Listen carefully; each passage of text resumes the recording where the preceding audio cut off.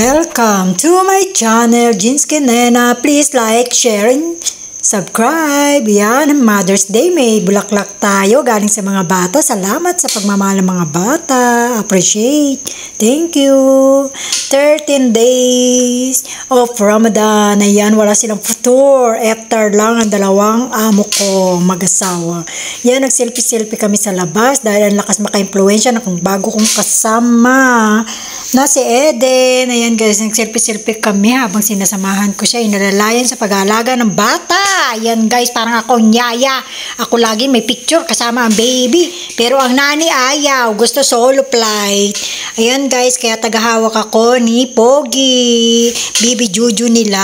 Ayan ang bunso. Anak ng bunso nila.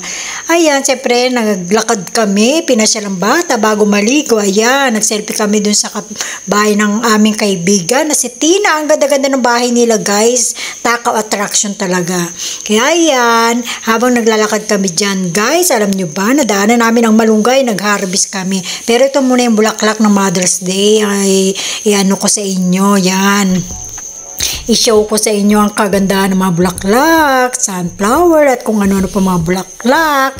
Yan guys, i-ano ko muna, promote ang mga flowers na magaganda nung Mother's Day. At isa rin ako nakatanggap.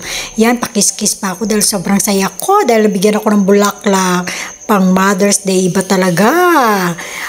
Pag naalala ang pagiging special day. Ito na nga, naglalakad nga kayo papunta dun kay Tina at napaselfie kami dahil napakaganda ng bahay ni Tina. Yan guys, yung aking kasama, adik sa selfie yan. So, nagnakaw na rin yung malunggay. Ninakaw yung balungga. May ulam na lang. 13 days of Ramadan. So, nakakapagod guys. Ayan, mga selfie muna tayo, emote. So, ayan guys, pagkatapos kong mag-emote dahil napipilang pagod, ito na guys, ang aming 13 days of Ramadan na hinanda. Ayan, kumain, nagluto kami ng ampalaya, bumili ang aming amo, dahil alam na kinakain daw namin yan, niluluto namin yan. Kaya ayan, nagluto kami, wala kaming ulam, ampalaya ang aming inulam sa 13 days of Ramadan. Ang sarap-sarap niyan guys, itong itlog lang niya, dalawang ampalaya.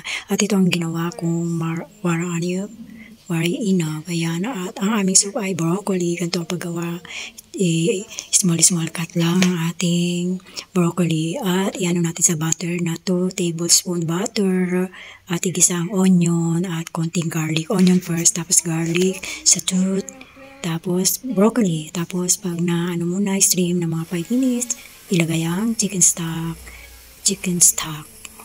Tapos iyan, i-blend na mga 12 minutes. I-cover yun ang pag-gisa-gisa natin na broccoli, cover.